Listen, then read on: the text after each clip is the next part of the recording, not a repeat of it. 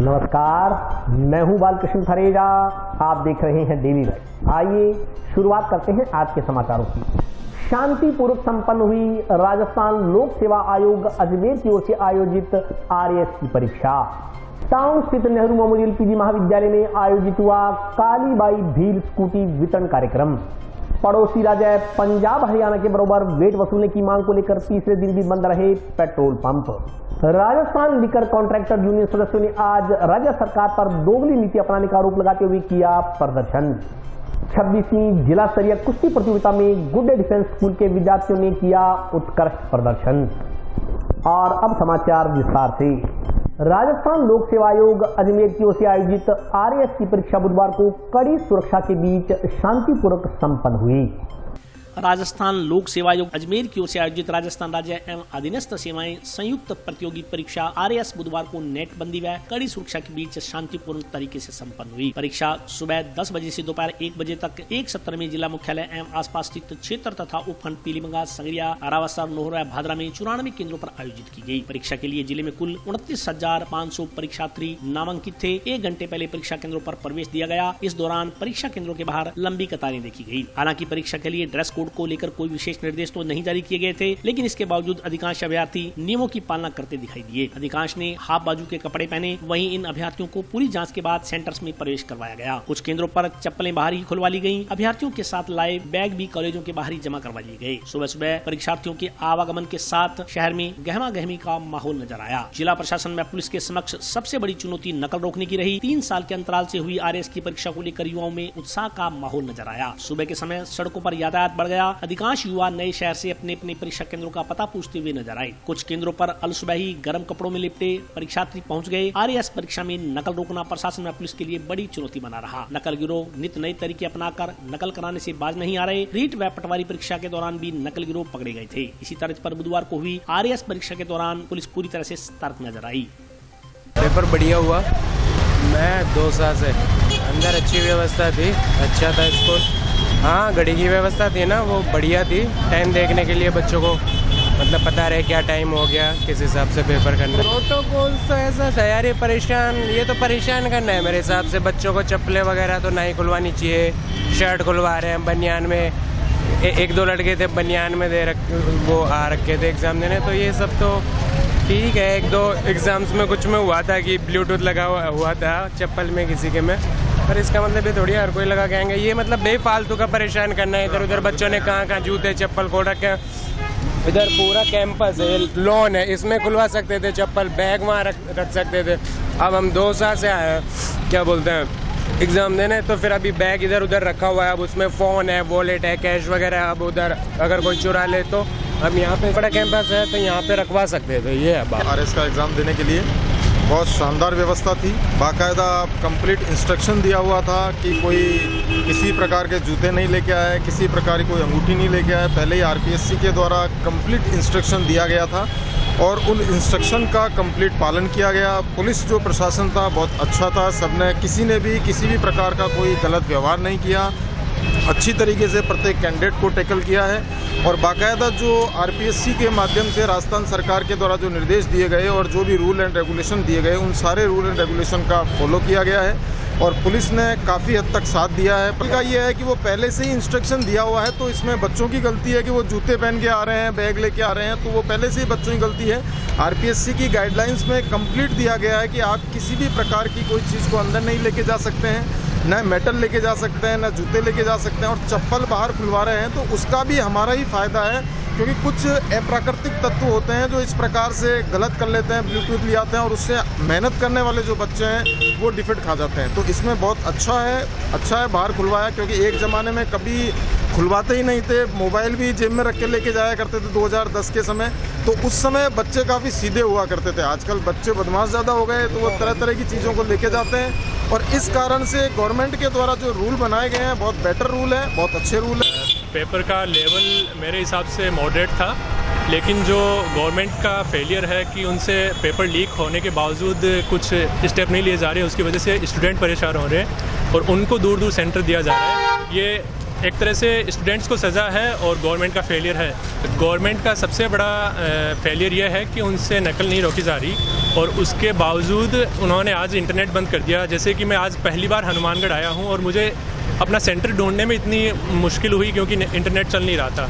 लोगों से पूछ के मुझे यहाँ तक आना पड़ा। तो गवर्नमेंट को चाहिए कि वो अपने जो उनका जो इंफ्रास्ट्रक्चर है उसको डेवलप करे ताकि पेपर लीक ना हो, इससे स्टूडेंट्स को परेशान ना करे। ये पेपर अगर लीक हुआ तो कुछ कह नहीं सकते, बहुत बुरा लगेगा क्योंकि इतनी मेहनत करने के बाद और यहाँ आने के बाद पेपर दिया है और लीक हो जाए तो बहुत बुरा लगेगा। पेपर था एवरेज था, इसमें सभी पार्ट थे, पॉलिटिकल, हिस्ट्री और ज्योग्राफी सभी के पार्ट थे, इजी थे, मीडियम साइज का पेपर था, कोई ज़्यादा टफ नहीं था। अगर अच्छी तैयारी कर रखी किसी ने तो उसने अच्छा पेपर किया होगा उसका। बाकी पेपर में ऐसा कुछ नहीं रहा जो नहीं आ रहा हो, बहुत ईजी लेवल का पेपर था। और यहाँ की जो व्यवस्था है वो ठीक ठाक थी, एवरेज देखा जाए तो ठीक है, ऐसे बेस्ट नहीं कर सकते। और यहाँ की जो यातायात व्यवस्था है वो काफ़ी अच्छी है, सहयोग किया, प्रशासन ने भी सहयोग किया और यहाँ के टीचर्स ने भी, बाकी सभी ने सहयोग किया। परीक्षा बहुत अच्छी थी, पेपर का लेवल बराबर था। पिछला जो लेवल था 2018 में पेपर हुआ उससे थोड़ा लेवल कम था। हम बाड़मेर से आए हैं जाने के लिए और अच्छा लगा, बहुत अच्छा पेपर था। गणित और रीजनिंग का जो लेवल था 1-2 क्वेश्चन छोड़ के नॉर्मल लेवल था, इतना कोई लेवल नहीं था। एक कंप्यूटर का भी क्वेश्चन पूछ रखा था, साइंस भी बढ़िया थी, साइंस वालों के लिए साइंस में फायदा था और पॉलिटी भी अच्छी पूछी है। कोई किराया नहीं लगा, हमारे पर्सनल बस आई है बाड़मेर से और वापिस वही बस वापिस लेके जाएगी। सीटों सीट बैठा के आज लेके आए सभी विद्यार्थियों को और यहाँ पास में डिपो में छोड़ दिया था, रात को वहीं सोते। अच्छी स्थिति से, बहुत अच्छी कंडीशन से लेके आए थे। टाउन स्थित नेहरू मेमोरियल पीजी कॉलेज में आज काली बाई भील स्कूटी वितरण कार्यक्रम का आयोजन किया गया। टाउन स्थित राजकीय नेहरू मेमोरियल पीजी महाविद्यालय में काली बाई भील मेघावी छात्रा स्कूटी वितरण कार्यक्रम का आयोजन किया गया। कार्यक्रम के मुख्य अतिथि सभापति गणेश बंसल, विशिष्ट अतिथि कांग्रेस नेता भूपेंद्र चौधरी, अनिल खिचड़, दयाराम जाखड़ तथा तरुण विजय थे। स्कूटी वितरण कार्यक्रम के नोडल अधिकारी सिद्धांत राव ने बताया कि कार्यक्रम की अध्यक्षता प्राचार्य नरेंद्र भाबू द्वारा की गई। कार्यक्रम की शुरुआत अतिथियों ने मां सरस्वती के चित्र के समक्ष दीप प्रज्वलित कर की। कार्यक्रम में नोडल प्रभारी सिद्धार्थ राव ने इसके उद्देश्य एवं पात्रता की शर्तों की विस्तार से जानकारी दी। इस मौके पर प्राचार्य नरेंद्र भामू ने बताया कि राज्य सरकार द्वारा सामान्य वर्ग, अनुसूचित जाति, अल्पसंख्यक वर्ग व विशेष पिछड़ा वर्ग की मेधावी छात्राओं के लिए प्रत्येक जिले में मेरिट के अनुसार 100 छात्राओं को स्कूटी प्रदान करने की योजना के तहत आज इस कार्यक्रम का आयोजन किया गया। उन्होंने बताया कि इस योजना के तहत आज राजकीय नेहरू मेमोरियल महाविद्यालय की 31 प्रतिभाशाली छात्राओं एवं राजकीय कन्या महाविद्यालय हनुमानगढ़ की 8 मेधावी छात्राओं को स्कूटी वितरित की गई। स्कूटी के साथ ही रजिस्ट्रेशन, हेलमेट, आगामी 5 वर्ष का वाहन बीमा भी प्रदान किया गया। इस मौके पर प्राचार्य नरेंद्र भामू ने कॉलेज में करवाए गए विकास कार्यों के बारे में भी उपस्थित लोगों को जानकारी दी। कार्यक्रम में भूपेंद्र चौधरी तथा तरुण विजय ने भी अपने विचार रखे। इस मौके पर श्रीमती भावना, डॉक्टर रामपाल अहरोदिया, गुरमेल सिंह, श्रीमती भागवंती, श्रीमती अर्चना गोदारा, सुश्री मनदीप कौर, श्रीमती किरण, शायर सिंह शेखावत सहित अन्य लोग उपस्थित रहे।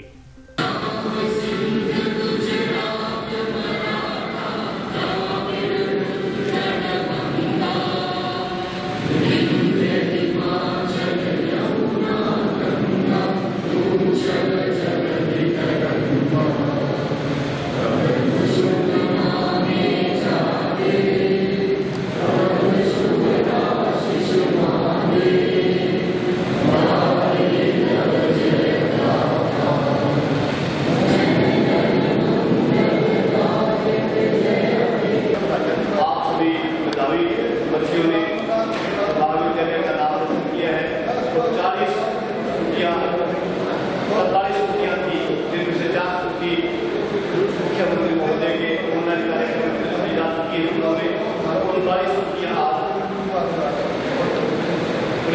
सभापति महोदय के कर्तव्यों से आज की जाएंगी। ये महाविद्यालय की गौरव का क्षण है। आज का दिन बड़ा सौभाग्यशाली है कि हम एमएमपीजी कॉलेज, राजकीय एमएमपीजी कॉलेज और गर्ल्स कॉलेज की बेटियों को राज्य सरकार के द्वारा स्कूटी वितरण समारोह का जो आयोजन किया गया है। सबसे पहले तो मैं राजस्थान के मुख्यमंत्री, गांधीवादी मुख्यमंत्री अशोक गहलोत जी का और भगवत सिंह मान जी का इस मंच के माध्यम से आभार व्यक्त करना चाहता हूँ कि आज आप सभी जानते हैं कि सरकार की मंशा यही है कि हमारी जो बेटियां हैं उनको जाने आने में दिक्कत ना हो। मेधावी जो छात्र हैं उनको आज ये स्कूटी वितरण का कार्यक्रम रखा गया है। सभी विद्यार्थीगण, आज इस अवसर पर इस सभा से पहले हम ऑफिस में बैठे थे, प्रिंसिपल साहब और हम सब, तो ये बात जानने की कोशिश कर रहे थे कि ये योजना किस तरह की योजना है, किसके लिए है। तो प्रिंसिपल साहब बता रहे थे कि एक स्कूटी की मूल्य 60,000 रुपये लगभग एक स्कूटी का मूल्य है। तो मैं कह रहा था कि जब 20-25 साल अगर पीछे की बात करें तो किसी विद्यार्थी को अगर पेन या डायरी भी इनाम में मिल जाती थी तो बहुत बड़ी बात थी। पहले मेरे पास स्कूटी नहीं थी। मैं राज्य सरकार का आभार व्यक्त करती हूँ। मुझे अब कॉलेज आने जाने में सुविधा होगी। जी, मेरे को आने जाने में सुविधा होगी तो मैं रेगुलर कॉलेज जा सकूँगी और मैं पढ़ सकूँगी। मेरे 78.20 यही देना चाहती हूँ कि उनको मतलब कॉलेज भेजें, वो पढ़े लिखे अच्छे परसेंटेज प्राप्त करें और उनको भी ये सुविधा प्राप्त हो। मुझे स्कूटी मिलकर बहुत अच्छा लग रहा है। मैं ये कहना चाहती हूँ कि आगे मेरे जो भी बहन भाई हैं वो आगे पढ़े और अच्छे अंक लेके मेरे जैसे स्कूटी प्राप्त करें। मेरे 84 आए थे। स्कूटी मिलने से बहुत आसानी हो गई और बहुत अच्छा लग रहा है मुझे। आज का कार्यक्रम बहुत ही महत्वाकांक्षी और एक शानदार कार्यक्रम रहा। कालीबाई भील जो महत्वाकांक्षी योजना सरकार की, उसके अंतर्गत आज हम NMPG कॉलेज टाउन के अंदर एक बहुत ही शानदार सभा रही जिसमें मेधावी छात्राओं को स्कूटी वितरित की गई और मैं सभी छात्राओं को इस मौके पर बधाई देता हूँ और कंग्रेचुलेट करता हूँ।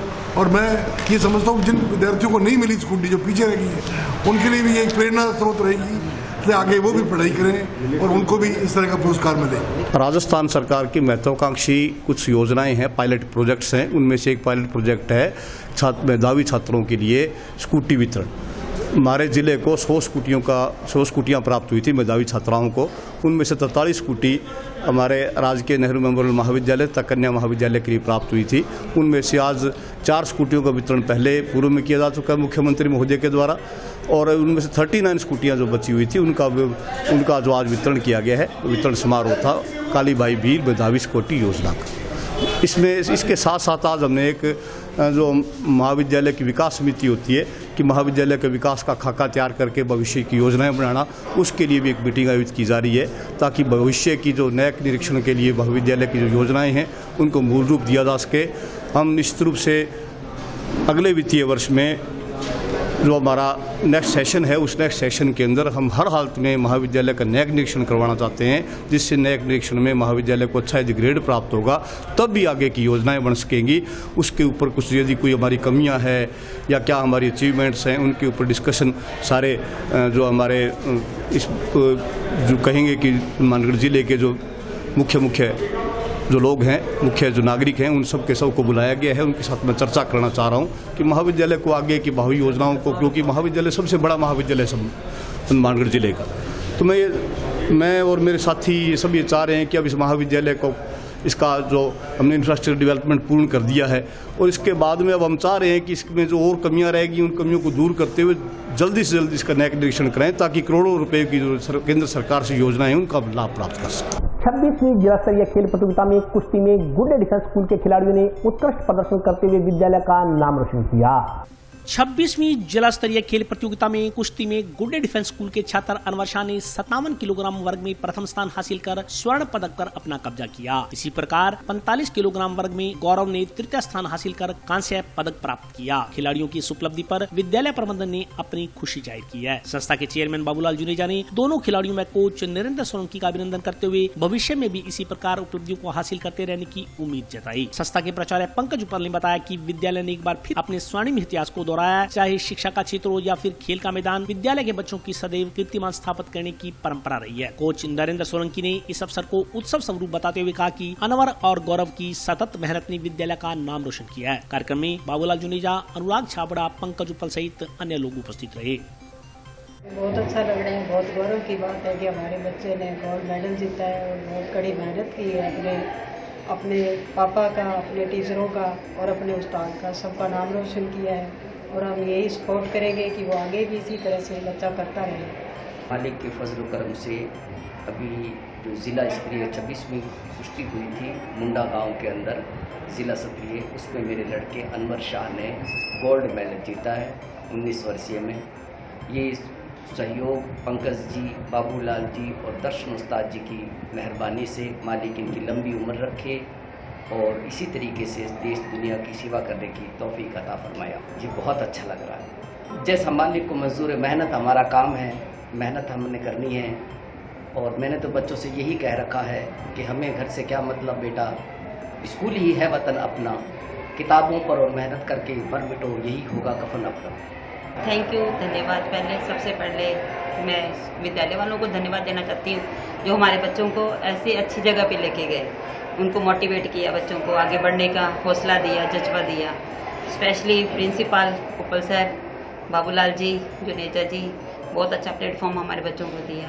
बाकी हमारे बच्चों की मेहनत थी, वो आगे गए और मैं शुक्रगुजार हूँ उसको विद्यालय का जो उन्होंने हमारे बच्चों को ऐसा मौका दिया। कुश्ती के अंदर लिया सर, कुश्ती में मेरे बच्चे ने मतलब ब्राउन्स मेडल जीता है।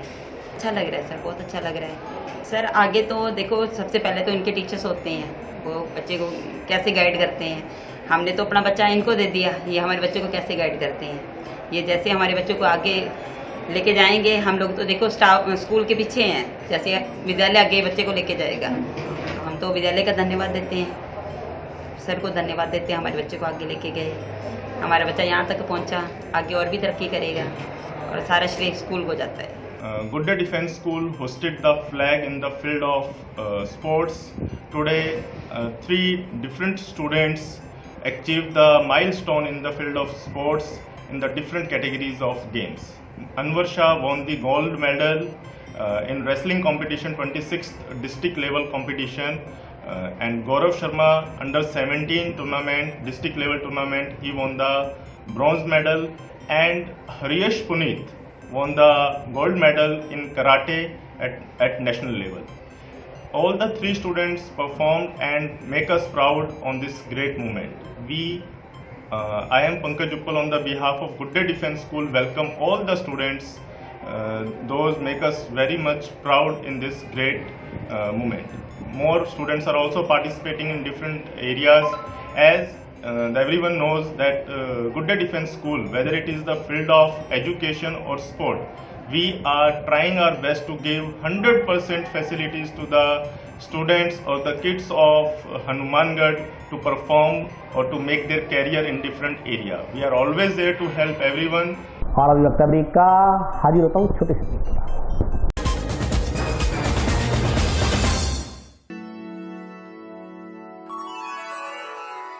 यूं तो कई बार मुझे हंसते देखा है, पर ये हंसी कुछ और है। ये गहना मुझ पर जचता है, पर ये महज एक गहना नहीं, ये रूपरेखा है मेरे मन की, हंसती खिलखिलाती लहरों की, जो आतुर थी अब तक मुझ पर सजने को। इसलिए ये गहना ही मेरा सच्चा श्रृंगार है, श्रृंगार है, श्रृंगार है।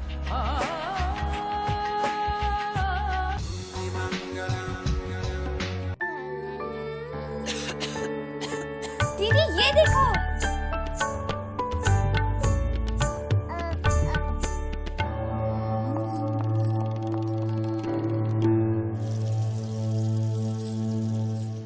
नोवेल कोरोना वायरस बीमारी को फैलने से रोका जा सकता है। खांसी और छींक के बाद और बच्चे को छूने से पहले अपने हाथों को साबुन से धोकर इसे फैलने से रोक सकते हैं। वो डॉक्टर साहब हैं? भाई साहब खांसी और बुखार था, सोचा चेक करवा लूं।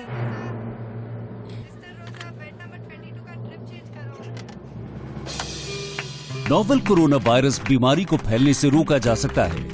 बुखार के साथ खांसी और छींक होने पर तुरंत नजदीकी हेल्थ क्लिनिक या केंद्र जाएं। ब्रेक के बाद स्वागत है। आइए नजर डालते हैं अगले समाचारों पर। पड़ोसी राज्य पंजाब हरियाणा के बराबर वेट वसूलने की मांग को लेकर जिले के पेट्रोल पंप बुधवार को लगातार तीसरे दिन भी बंद रहे। हरियाणा पंजाब के बराबर वेट दरें वसूल करने की मांग को लेकर जिले के करीब 150 पेट्रोल पंप बुधवार को लगातार तीसरे दिन भी जारी रही। जिले भर के पेट्रोल पंपों पर सोमवार से पेट्रोल डीजल की बिक्री अनिश्चितकाल के लिए बंद कर पेट्रोलियम डीलर्स हड़ताल पर हैं। वेट को हरियाणा व पंजाब राज्यों के बराबर करने, बायोडीजल की तस्करी पर रोक लगाने, बढ़े हुए वेट को वापस लेने सहित अन्य मांगों को लेकर पेट्रोलियम डीलर्स की ओर से बेमियादी समय के लिए हड़ताल की गई है। मंगलवार को पेट्रोलियम डीलर्स के प्रतिनिधियों की जयपुर में सरकार से हुई वार्ता में कोई हल न निकलने पर बुधवार को लगातार तीसरे दिन पेट्रोल पंप बंद रहने से वाहन चालकों को काफी दिक्कतों का सामना करना पड़ा। हड़ताल के चलते बुधवार को भी पेट्रोल पंपों पर सन्नाटा पसरा रहा। दुपहिया वाहन चालक पेट्रोल खत्म होने पर वाहनों को पैदल ही घसीटकर गंतव्य की तरफ जाते नजर आए। मजबूरी में उन्हें अधिक कीमत देकर यहाँ वहाँ से पेट्रोल खरीदना पड़ा। पेट्रोल पंप संचालकों ने चेतावनी दी है कि जब तक उनकी मांगे नहीं मानी जाती उनकी हड़ताल जारी रहेगी। मैं तो मेरे को जाना था गंगानगर और यहाँ पंप पे आया था। पंप वाले कह रहे हैं अभी हड़ताल है, अभी कुछ कह नहीं सकते कब मिलेगा। परेशान हूँ, रास्ते में बहुत परेशान करता चौक लगा के आया हूँ और गंगानगर जाना जरूरी है मेरे को और उन्होंने कोई व्यवस्था बताई नहीं अभी तक। कह रहे हैं सरकार मानेगी तभी बात होगा। तो हम क्या करें, इस जनता बहुत परेशान है, कब तक होगी, कब सरकार इनकी मांगे मांगेगी। यही है, परेशानी में गुजर रहे हैं। माननी चाहिए जनता की तरफ देखना चाहिए कि कम से कम जनता परेशान है। चलो हम तो ऐसे जा रहे हैं तो कोई मरीज भी है और भी है, कहीं जाना पड़ता है, दिखा के ले जाना पड़ता है, उनके पास तेल वगैरह या कुछ नहीं है। कोला से आए हुए हैं, वीडियो में जाना है, पेट्रोल वाले पेट्रोल नहीं डाल रहे हैं, इसमें आम जनता को परेशानी है। इनका कहना है कि ये थोड़ा टैक्स घटाए या पेट्रोल के रेट घटाए हैं, जनता बहुत दुखी है इससे। साहब 120 रुपये हो रहा है, धीरे धीरे बढ़ रहा है। इनको पेट्रोल पंप खोलना चाहिए और रेट घटाना चाहिए। आबकारी विभाग की कथित दोगली नीतियों के विरोध में राजस्थान लीकर कॉन्ट्रैक्टर यूनियन सदस्यों ने आज गांव नवा के नजदीक स्थित शराब गोदाम के समक्ष एकत्रित होकर प्रदर्शन किया। दोगली नीति हाय हाय, दोगली नीति हाय हाय, दोगली नीति हाय हाय, आबकारी विभाग हाय हाय, आबकारी विभाग हाय हाय, आबकारी विभाग हाय हाय। आबकारी विभाग की दोगली नीतियों के विरोध में राजस्थान लीकर कॉन्ट्रैक्टर यूनियन के आह्वान पर शराब व्यवसायियों ने बुधवार को संगरिया रोड पर गांव नवा के नजदीक स्थित शराब गोदाम के समक्ष एकत्रित होकर प्रदर्शन किया। यूनियन सदस्यों ने आबकारी विभाग व सरकार के खिलाफ जमकर नारेबाजी करते हुए आक्रोश जताया। ठेकेदारों ने बताया कि जयपुर में 22 अक्टूबर को राजस्थान लीकर कॉन्ट्रैक्टर यूनियन की बैठक हुई थी। इसमें आबकारी विभाग की दोगली नीति, जिसे यूनियन सदस्यों को बर्बाद करने के लिए लागू किया गया है, उन नीतियों के विरोध में 27 अक्टूबर को सांकेतिक रूप से एक दिन जीरो बिलिंग पर कार्य करने का आह्वान किया गया था। इसको लेकर हनुमानगढ़ जिले में यूनियन सदस्यों की ओर से जीरो बिलिंग पर कार्य किया गया है। उन्होंने बताया कि सांकेतिक प्रदर्शन से सोई सरकार व आबकारी विभाग को जगाने का प्रयास किया जा रहा है। यदि सरकार ने मांगों पर शीघ्र ही कोई कार्रवाई नहीं की तो 10 नवंबर से प्रदेश के सभी शराब व्यवसायी बेमियादी समय के लिए बिलिंग बंद कर देंगे और 20 नवंबर को सेल्समैनों के साथ दुकानों की चाबियां मुख्यमंत्री को सौंप देंगे। यूनियन सदस्य राजेंद्र चौधरी ने कहा कि आबकारी विभाग तथा सरकार को मालूम है कि वर्तमान में शराब ठेकों का संचालन करने में यूनियन सदस्यों को कितनी परेशानियों का सामना करना पड़ रहा है, परंतु उन्हें कोई राहत प्रदान नहीं की जा रही। शराब ठेकेदारों का जो बकाया रेवेन्यू है वह भी नहीं दिया जा रहा, क्योंकि सरकार जानती है कि यदि बकाया रेवेन्यू दे दिया गया तो शराब ठेकेदार दुकानें सरेंडर कर देंगे। पिछले 2-3 माह से कंटिन्यूस शराब ठेकेदार बार बार जो आबकारी अधिकारी हैं उनसे भी संपर्क कर रहे हैं। आबकारी मंत्री को भी इस बारे में अवगत कराया जा चुका है कि सरकार की जो दोगली नीति है उसमें ठेकेदार पूर्ण रूप से बर्बाद हो चुका है। कई ठेकेदारों ने तो सुसाइड तक कर लिया है और अधिकांश दुकानें छोड़कर चले गए हैं, फिर भी सरकार नहीं चेत रही है। इसी क्रम में हमने आज जीरो बिलिंग रखी है भी। अब हम कोई बिल नहीं कटाएंगे और आने वाले 10 दिन के बाद में अगर हमारी मांग पे विचार नहीं किया गया तो हम पूर्ण रूप से बिलिंग बंद करेंगे और अनिश्चितकालीन हड़ताल करेंगे। सेक्टर 3 स्थित बालाजी पंचमुखी मंदिर में चल रही श्रीमद् भागवत कथा का समापन बुधवार को हवन यज्ञ के साथ किया गया।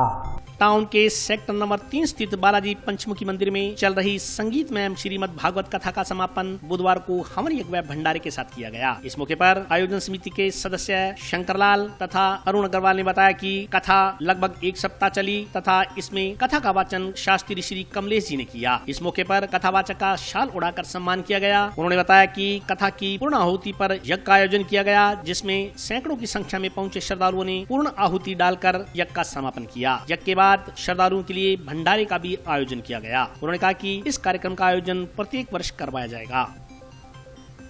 यहाँ गुरुसर में 8 भागवत और 9वीं भागवत अग्रवाल धर्मशाला में है।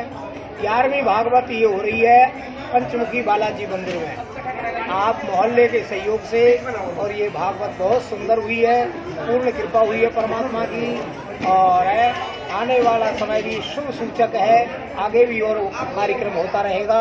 मोहल्लों का पूरा सहयोग है, बाकी सभी माता बहनों का सहयोग, अमूल्य समय निकाल करके इन्होंने भागवत श्रवण की है। आज कथा का समापन था और हवन पूर्णाहुति करवाई है आज प्रसाद वितरण होगा, अब लंगर चलेगा और यहाँ भोजन कराया जाएगा सबको। ऐसा लग रहा है 11-5 तो अच्छा ही लग रहा है, हमें तो बहुत सुंदर लग रहा है। इस करके बहुत सुंदर कार्यक्रम हो रहा है और मोहल्ले वालों का, हनुमानगढ़ वालों का, सबका कहेंगे हमको, सबका सहयोग है। सबने बड़े प्रेम से भागवत श्रवण की है, ये पात्र है, सबको प्रसाद वितरण हो रहा है और सबकी मंगल कामना है। सबके घर में अन्न धन का भंडार भरा रहे, ऐसी कामना हमारी तरफ से व्यास गद्दी से और कहा गया। आज श्री बालाजी पंचमुखी मंदिर सेक्टर नंबर 3 में चल रही भागवत कथा का समापन हुआ और इस उपलक्ष्य में भंडारे का आयोजन किया गया और श्री कमलेश जी शास्त्री द्वारा पल्लू वाले के द्वारा बहुत ही शानदार सुंदर ढंग से भावपूर्ण श्रद्धा से भागवत कथा का आयोजन किया गया और बहुत ही उन्होंने अच्छे सुंदर रूप से देवी देवताओं का, भगवान का विवरण किया गया। मतलब एक हफ्ता भागवत कथा चली थी मतलब और आज भंडारे का आयोजन था और सभी श्रद्धालु भगवत खूब भाव से उन्होंने भजन सुने और पूरे एक हफ्ते तक भजन संध्या का भी आयोजन किया गया। ये हर साल किया जाता है। और आज के लिए बस इतना ही। कल फिर हाजिर होता हूँ नए समाचारों के साथ, तब तक के लिए नमस्कार।